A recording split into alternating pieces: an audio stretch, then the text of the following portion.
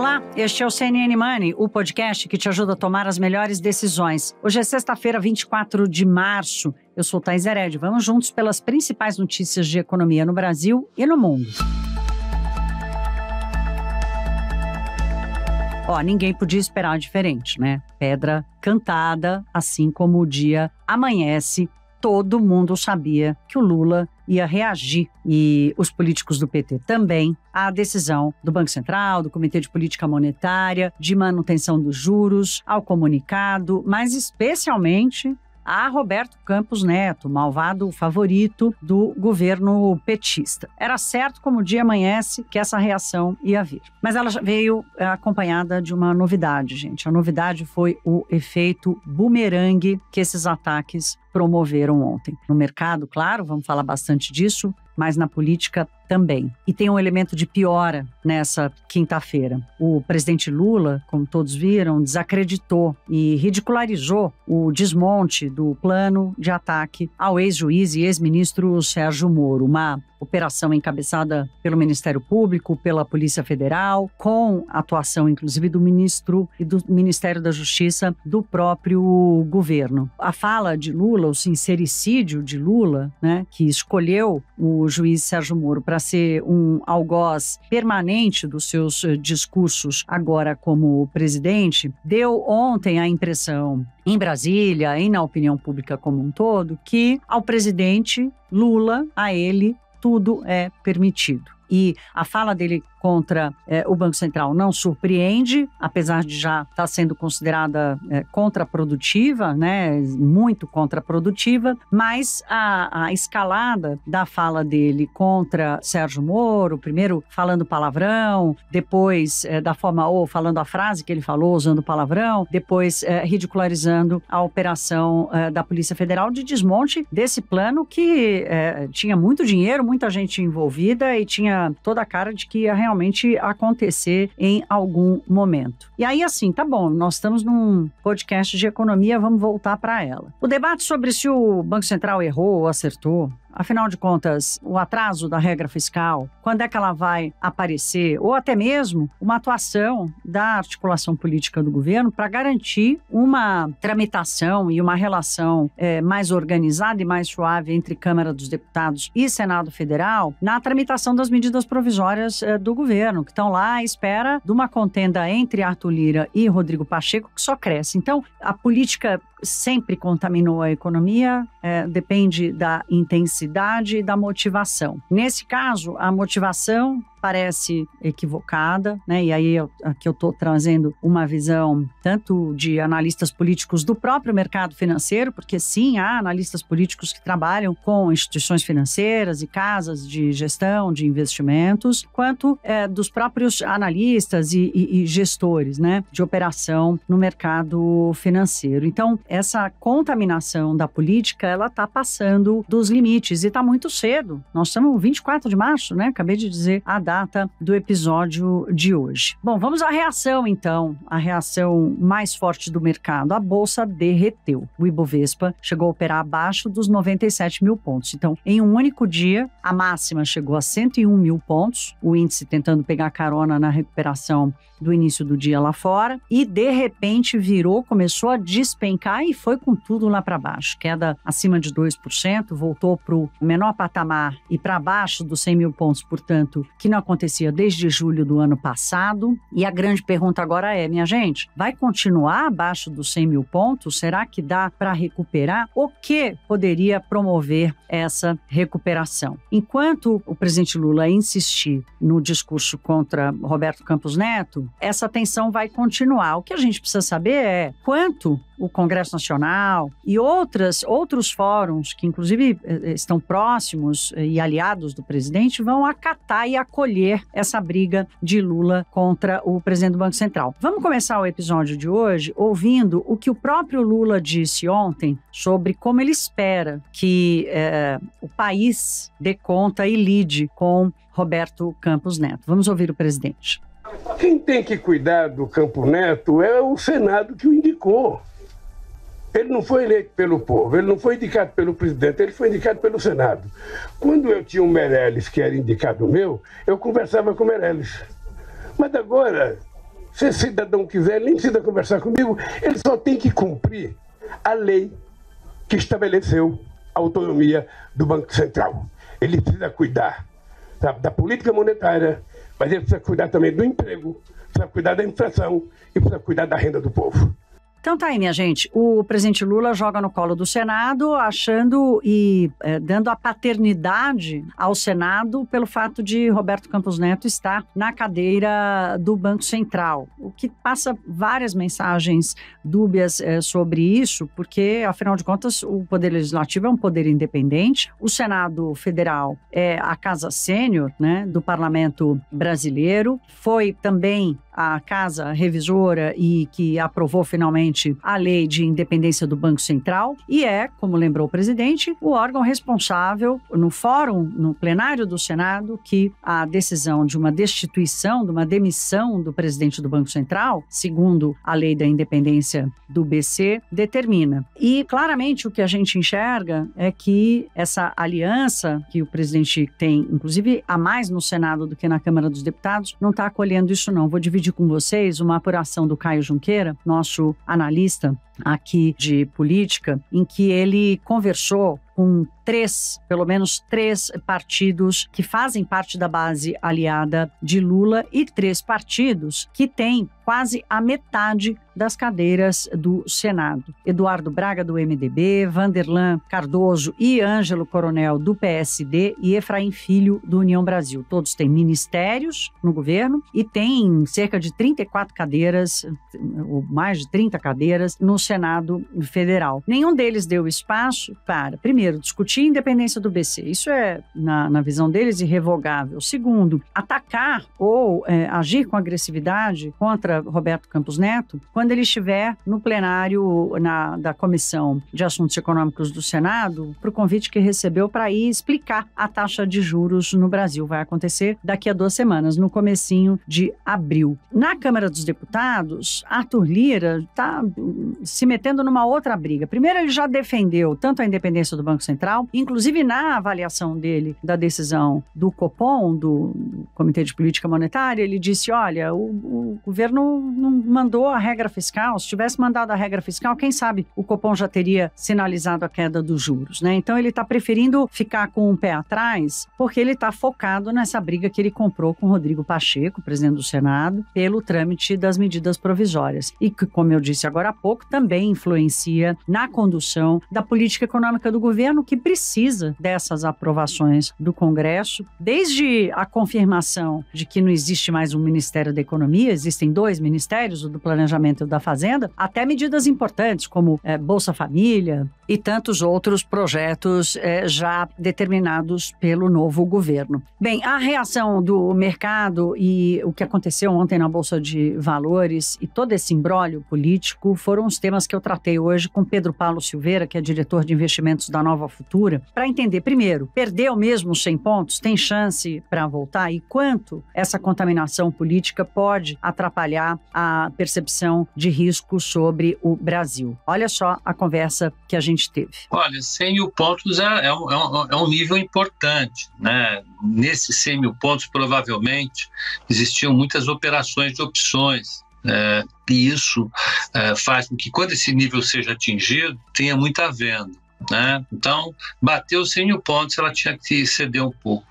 Mas eu acho que a causa que levou a Bolsa a cair ontem, essa permanece, né? Ontem o mercado reagiu claramente ao ambiente político, né? A decisão da cúpula política do governo, que inclui principalmente o presidente, de insistir na ruptura com o Banco Central, essa posição aumenta o risco político, não há dúvida nenhuma. Isso é que fez a Bolsa cair, não foi outra coisa.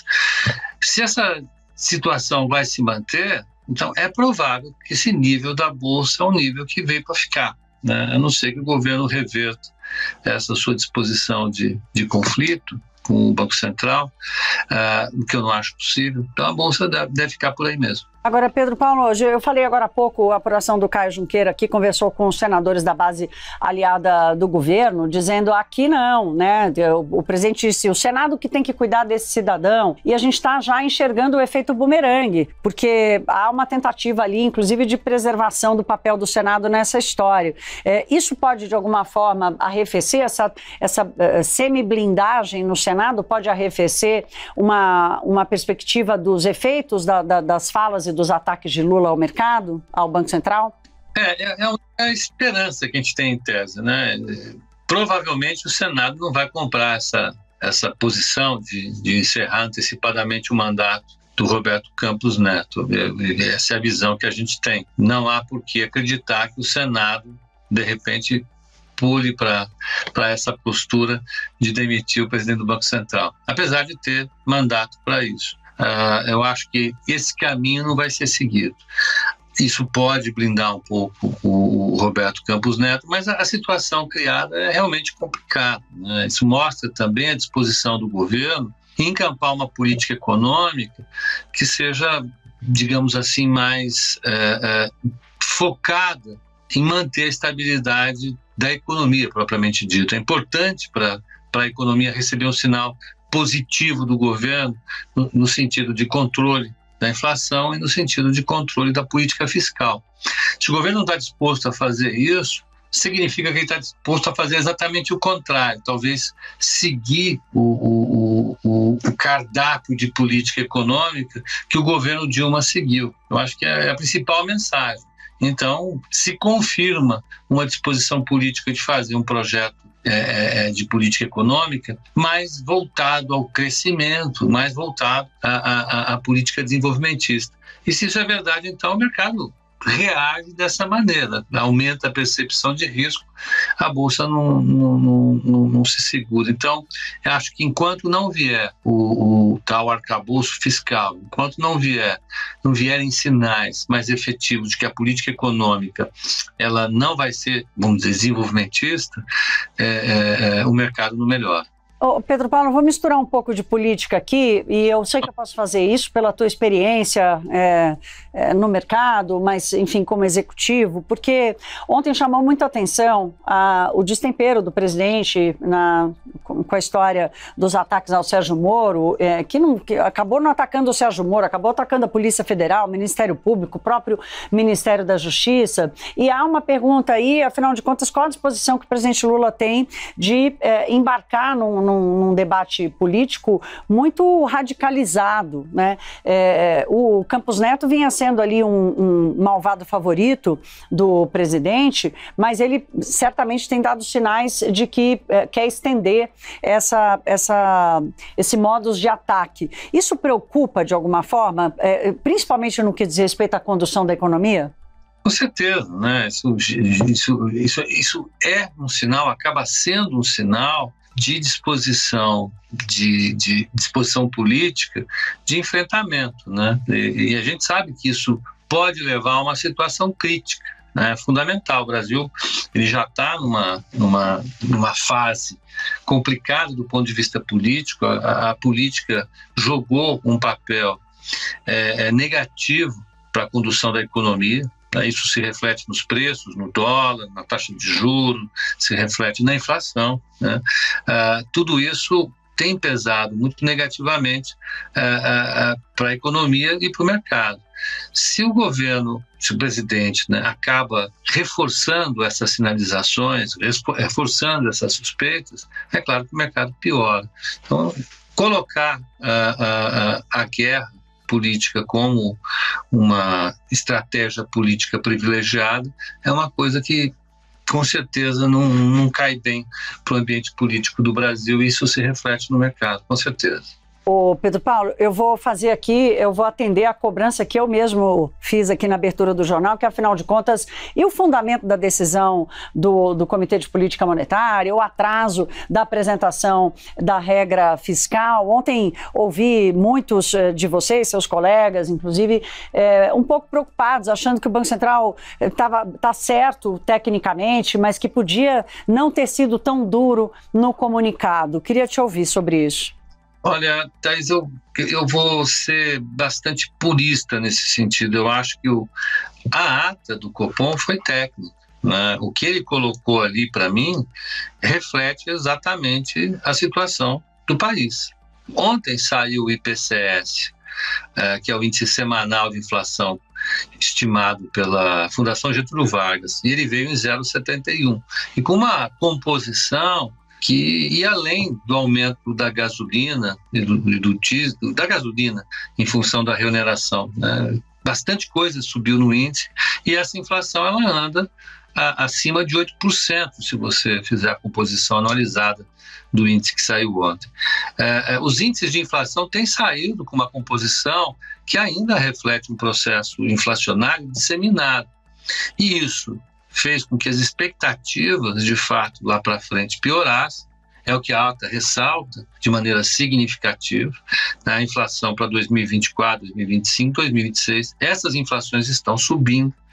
Essas inflações são importantes para entender a dinâmica inflacionária atual. As expectativas inflacionárias têm um papel crucial na inflação e isso mostra que as expectativas estão desancoradas. Isso é grave. Então, tá aí. Eu acho que o Banco Central reagiu de maneira bastante racional e, infelizmente, né, se chocou com a agenda política. A agenda política do governo, claramente, é uma agenda que está muito preocupada em responder rapidamente à desaceleração da economia. Então, acho que o Banco Central fez o que tinha que fazer. Pedro Paulo, temos mais um minutinho, menos que isso, mas queria te ouvir. A CVM soltou um dado essa semana que eu acho que é importante. Quase 6 milhões de brasileiros, CPF, pessoa física, no mercado de capitais, comprando e vendendo ativos no mercado de capitais. Essa turma está perdendo e muito.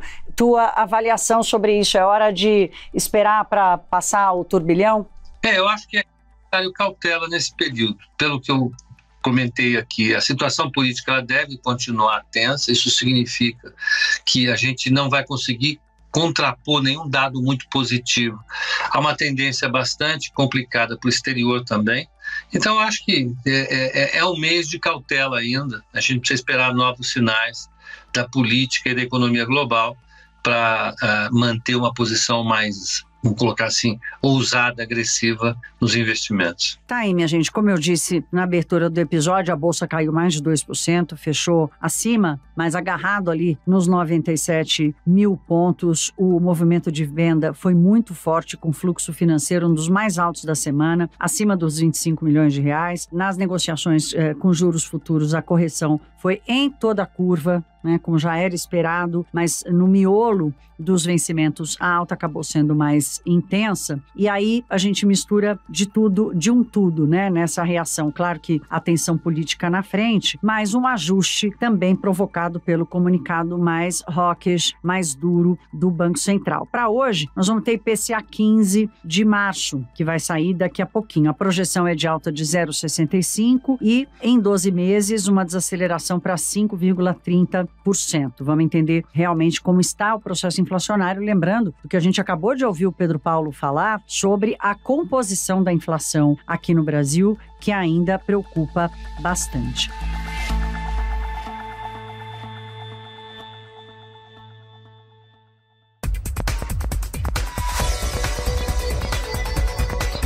Lá fora, o mercado começou essa sexta-feira, até tentou, assim, beliscar a estabilidade alta, mas tudo virou logo no começo da manhã, no mercado futuro nos Estados Unidos e também na Europa. E aqui a coisa é a seguinte, aquele alívio de que, olha, talvez o Banco Central americano não precise mais subir os juros, ele acabou sendo colocado em segundo plano depois da declaração da secretária do Tesouro dos Estados Unidos, a Janet Yellen. Ela disse ontem que o governo está preparado para garantir a segurança dos depósitos bancários. Até aí bacana, deveria ser uma mensagem positiva, né? Mas ela não conseguiu provocar esse alívio, porque essa declaração dela veio um dia depois dela mesma dizer que não haveria proteção do governo para proprietários ou investidores de bancos falidos. Aí a bandeira amarela subiu, né, minha gente? Então, a Janet Yellen acabou provocando uma venda generalizada das ações de bancos no mundo mundo inteiro. Na Europa, além dessa crise dos bancos, as bolsas também operando no negativo nessa sexta, porque o mercado se deu conta também, além da crise das instituições, o mercado se deu conta que o Fed vai parar de subir os juros antes do Banco Central da zona do euro, Banco Central Europeu e do Banco Central do Reino Unido, até porque a inflação por lá está bem mais alta e bem mais resistente do que a inflação americana. Então, a conjuntura também não ajuda o mercado internacional. Por falar em mercado internacional, o presidente Lula pega hoje um avião para a China, vai passar alguns dias lá, uma expectativa enorme para diversos acordos comerciais e bilaterais entre nós e os chineses. O presidente já chega com um ambiente de boas-vindas, né? Depois do fim do embargo à importação da carne brasileira, que ficou por um mês atuando aqui no Brasil e provocando inclusive queda no preço das carnes aqui. Não foi como a gente esperava, mas caiu um pouquinho, sim, o preço das carnes nesse último mês. Mas essa boa notícia é a notícia que recebe o presidente Lula em Pequim. Lula vai carregar com ele no avião presidencial a ex-presidente Dilma Rousseff, que está indo para a China para assumir a sua posição de presidente numa posição rotativa entre os governadores do Banco dos BRICS. BRICS de Brasil, Rússia, Índia, China e África do Sul. Dilma foi apontada para assumir o lugar de Marcos Troirro e vai com o presidente para assumir essa posição. A nossa querida Priscila Yazbek conta tudo o que está para acontecer. Com a saída de Marcos Troirro, que era um indicado pelo governo Bolsonaro, foi secretário de Assuntos Exteriores também do governo Bolsonaro, muito ligado ao ministro Paulo Guedes, então agora entra Dilma Rousseff, que foi indicada por Lula para assumir esse mandato que vai até 2025. Lembrando que o mandato do Banco dos BRICS, do novo Banco de Desenvolvimento, é rotativo. Então hoje, com a saída de Troirro, acontece uma aprovação mais protocolar por parte dos governadores do banco, que são os ministros da Fazenda de Rússia, Índia, China e África do Sul, e também dos sócios do banco, que são os países Bangladesh, Emirados Árabes Unidos, Egito e Uruguai. A ex-presidente já tinha sido sabatinado, já tinha participado de uma audiência virtual com todos esses ministros da Fazenda há cerca de 2 semanas e o seu nome não havia nenhuma oposição ao seu nome, as reuniões correram bem, então tudo deve correr como o previsto e aí o nome dela deve ser aprovado então hoje. Depois, o que acontece é a oficialização de Dilma na presidência do Banco dos BRICS numa cerimônia que vai acontecer em Xangai, logo depois que a comitiva brasileira, o presidente Lula, passarem por Pequim. Inclusive, Dilma deve embarcar no avião presidencial e a nomeação de Dilma à presidência do Banco dos BRICS é um dos objetivos principais da viagem de Lula à China. Falando um pouco sobre como vai ser essa gestão, hoje o Banco dos BRICS tem cerca de 32 bilhões de dólares que foram aprovados desde 2015, com 4 bilhões só para o Brasil. Os desafios de Dilma vão ser economia verde e também o desafio geopolítico, já que um dos membros dos bancos dos BRICS é a Rússia, que está no meio de uma guerra, mas eu conversei também anteriormente com algumas pessoas que estão ligadas ao Banco dos BRICS, pessoas de lá de dentro, que dizem que a indicação de Dilma foi muito bem aceita porque se trata de uma ex-chefe de Estado que daí pode ter uma ligação mais direta com os presidentes da China, também da Rússia, além do fato dela ser muito próxima a Lula. Então isso traz uma importância também para a instituição e talvez uma possibilidade aí de articular melhor essa questão também geopolítica que vai ser complexa para a gestão do banco. Volto com vocês. Tá aí, minha gente. O Partido dos Trabalhadores, que tem dificuldade de lidar com a ex-presidente Dilma por causa da condução da política econômica que ela promoveu no seu governo, e há, sim, uma aliança muito forte em torno do impeachment, claro, né? Não poderia ser diferente, mas colocar Dilma na presidência do BRICS também ajuda o governo a deixar a ex-presidente numa posição de senioridade, né? Com alto poder de percepção de importância e, ao mesmo tempo, muito distante da discussão da política econômica no Brasil. Então, o presidente Dilma vai até 2025 tomar conta do Banco dos BRICS. BRICS. Vamos ver se ela vai conseguir transformar alguma coisa de melhor para o Brasil. Provavelmente não, porque não é assim, né? A dinâmica é um organismo internacional que está, inclusive, no meio de uma confusão geopolítica que envolve China, Estados Unidos, com a Rússia no meio. Mas a solução foi dada. Solução na sua vida, você tem ouvindo o podcast do Money, né, minha gente? Mas hoje é sexta-feira, eu já me despeço de vocês. Segunda, com certeza, teremos muita coisa, porque nada para neste país. Espero que vocês parem, descansem um pouquinho, tenham um ótimo fim de semana, se cuidem, um beijo e até.